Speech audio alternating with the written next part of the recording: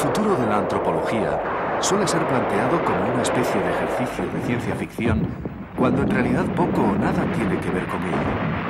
El futuro es algo que se viene forjando desde el pasado, y la antropología, como tantas otras actividades de los humanos, no ha terminado de cumplir todas las tareas que éste le ha legado. Una prueba clara de ese pasado, incidiendo en el presente y a través de él en el futuro, son los múltiples enfrentamientos étnicos propiciados por la intolerancia que se producen aún hoy en el mundo.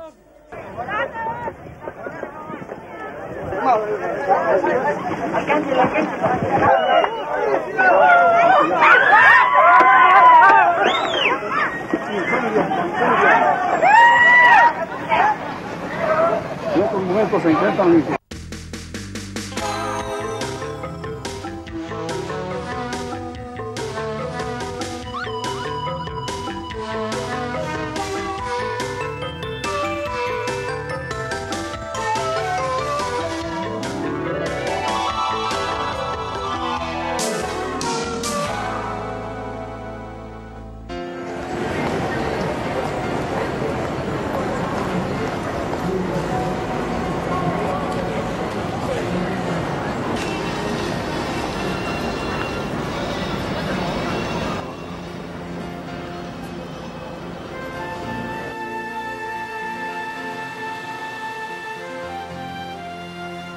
Parece claro que fue la emergencia de los estados centralizados la causa histórica fundamental de la configuración de sociedades plurales. Al acoger en su seno a los individuos y grupos sociales que se involucraron en él como ciudadanos, el Estado posibilitó el nacimiento de nuevas entidades complejas portadoras de una gran diversidad social, cultural y étnica.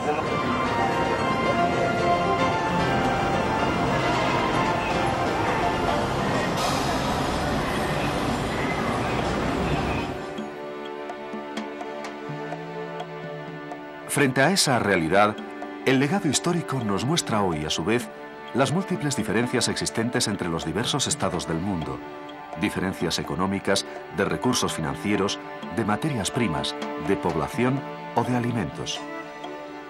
Aunque cada día está más extendida la noción de humanidad como conjunto planetario del cual todos formamos parte, la dinámica de los tiempos pasados ha demostrado lo sumamente difícil que es, cuando no imposible, lograr que esa comunidad internacional se rija por principios solidarios y no solo por impulsos egoístas de carácter económico.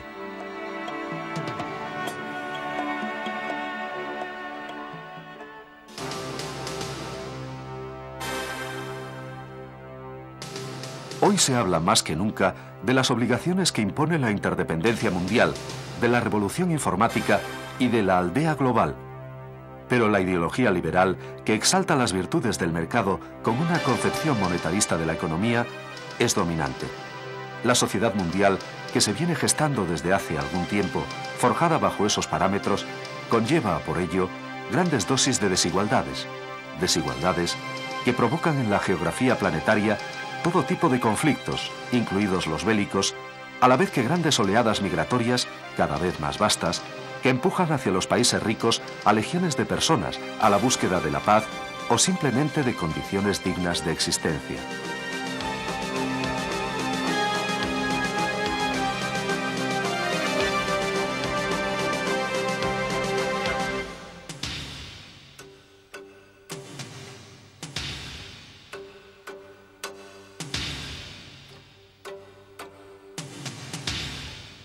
Esas migraciones masivas, unidas al desempleo creciente causado por el desarrollo tecnológico, son la causa principal de que en los países ricos haya habido un rebrote de la intolerancia con tendencias racistas y fascistas.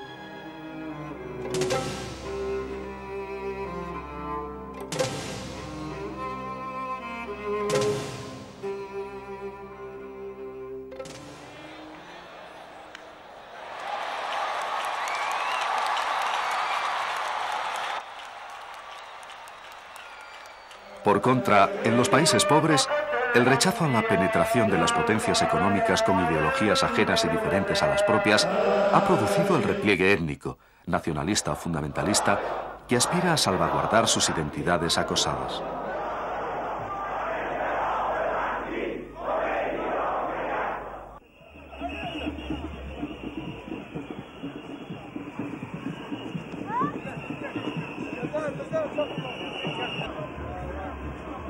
Pero también, como reacción a esas peligrosas tendencias, se manifiesta, en paralelo, una revitalización del sentimiento democrático, de la defensa de los derechos humanos y de la búsqueda de soluciones razonadas a la actual situación.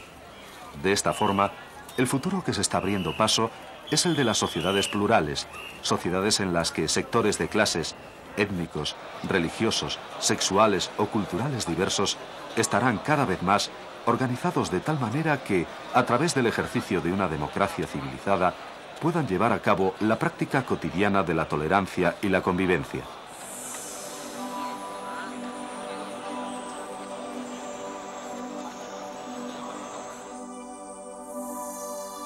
Hoy día, no puede haber verdadera democracia si modernización e identidad se consideran antagónicas.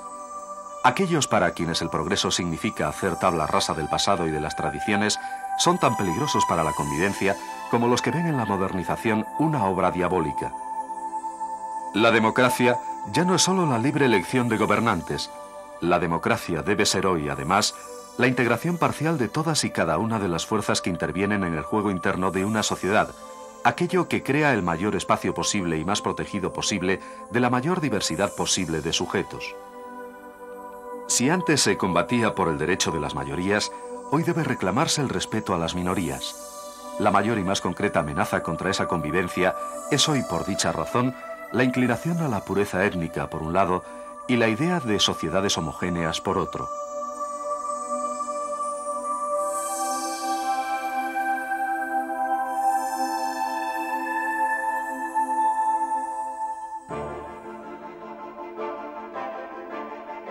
Es en el marco de estas sociedades plurales donde la antropología del futuro habrá de movilizar sus conocimientos de conjunto para analizar cada caso particular con el objetivo de recomponer permanentemente el todo. La era planetaria que vivimos exige situar todo en ese contexto, sin olvidar que, aunque todo el mundo está interrelacionado, cada pueblo tiene conciencia de identidad propia, lo que ha de conllevar algunas veces conflicto y otras no.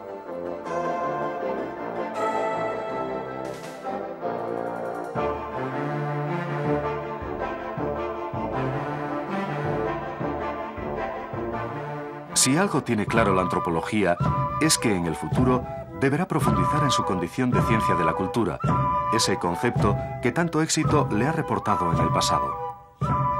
Para ello, habrá de habituarse a la ambigüedad y cantidad de nuevos significados que con dicho concepto hoy ya se barajan. La cultura en singular como proceso personal de desarrollo intelectual, estético y espiritual, o como el conjunto de obras y prácticas de la actividad intelectual y artística de la especie humana, y las culturas en plural como formas de vida de pueblos, grupos o periodos históricos. Hay en la silla, hay una joven, los ojitos negros de cazadores. Hay en la silla, hay una joven, los ojitos negros de cazadores. No me marchites tanto que mi corazón está, que se devora. Tenete tanto amor, tenete tanto amor. Ay, ay, ay. Todo grupo humano, por serlo, lo es con y por la cultura. La gran diversidad de culturas existentes a lo largo y ancho del mundo, se aplique el concepto como se aplique, posibilitan distintas barreras que delimitan contornos de afiliación y exclusión, uniendo a unos y separando a otros según circunstancias. Pero también, la cultura conlleva implícitamente la capacidad para unir a todas las personas del mundo. Al ser el medio privilegiado para el desarrollo, tanto de los pueblos como de las personas, el espacio donde florece con mayor libertad su genio específico, la cultura será, siempre que sea algo más que una memoria del pasado volcada hacia una identidad mítica y se convierta en una memoria del porvenir abierta a los demás, la herramienta perfecta para la consecución de una humanidad reconciliada, por fin, consigo misma.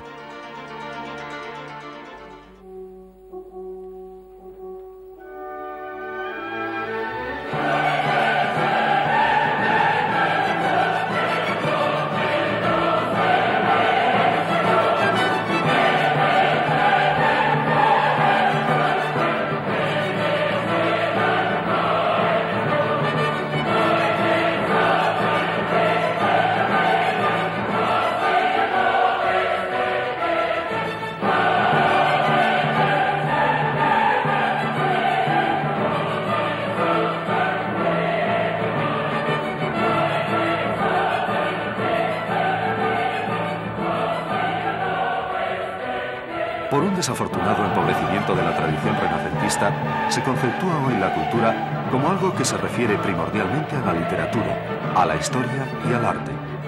No se considera que una persona es inculta, por ejemplo, si no sabe nada sobre ciencia. Pero está claro que si Pitágoras, Newton, James Watt o Marconi, y sobre todo el proceso científico-tecnológico que ellos representan, no se hubiese dado, la vida diaria en el mundo sería totalmente diferente a como lo es ahora. Esos cambios profundos que en la actualidad se encuentran al borde de una transformación cualitativa influirán en el futuro mucho más de lo que lo han hecho hasta ahora.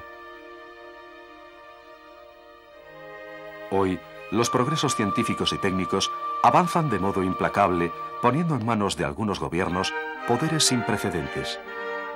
Pero en las sociedades plurales y democráticas no solo son los estadistas, sino el conjunto de las fuerzas sociales implicadas las que necesitan un cierto grado de comprensión científica.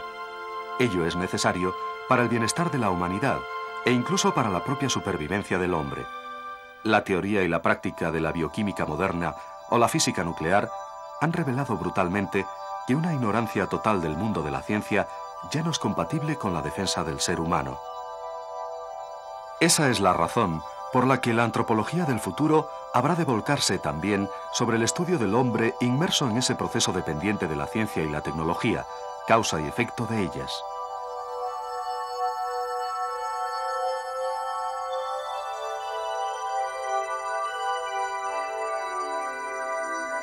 En ese mundo que se avecina, con la genética y la conquista del espacio como polos opuestos y complementarios, nuevos conceptos de humanidad aparecen en el horizonte. De la concepción del hombre como animal estrechamente vinculado a la naturaleza, cada vez va quedando menos. Técnicas como la ingeniería genética van disolviendo poco a poco el concepto de naturaleza en favor de la capacidad de los humanos para crear entidades vivas independientes de ella. La biología es hoy, así, objeto de planeamiento a la búsqueda de erradicar las enfermedades degenerativas. Planeamiento que, en gran parte, viene a sustituir a la selección natural, uno de los mecanismos, hasta ahora, básicos de la evolución natural. El hombre tiene en sus manos, de esta forma y por primera vez, la capacidad de dirigir él mismo su propio desarrollo evolutivo, lo que conlleva una inmensa cantidad de nuevos planteamientos y enfoques sobre un cúmulo de temas que tradicionalmente le han afectado.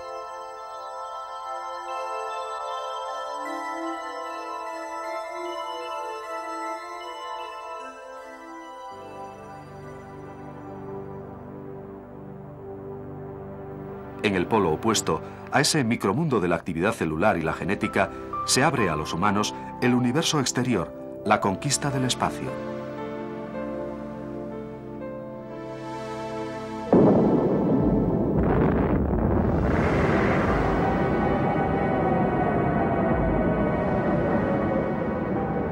La posibilidad de la llegada del hombre a nuevos entornos con condiciones medioambientales diferentes a las de la Tierra y su afincamiento definitivo en algún lugar lejano a ella, le han de obligar, con toda seguridad, a nuevas adaptaciones. Al desvincularse del planeta que le vio nacer, infinitas condiciones y circunstancias le obligarán a cambiar hasta un nivel que hoy desconocemos. Quizás aparezcan nuevos seres tan distantes de nosotros como ahora lo somos nosotros de nuestros ancestros primates. Será la culminación de algo que empezó como ficción en el viaje a la Luna de Julio Verne y se hizo por primera vez realidad cuando este hombre, Neil Armstrong, en representación de la humanidad, dio sus primeros pasos sobre el polvo blanquecino de nuestro satélite. En esto también, como en tantas otras cosas, el futuro estaba ya inscrito en el pasado.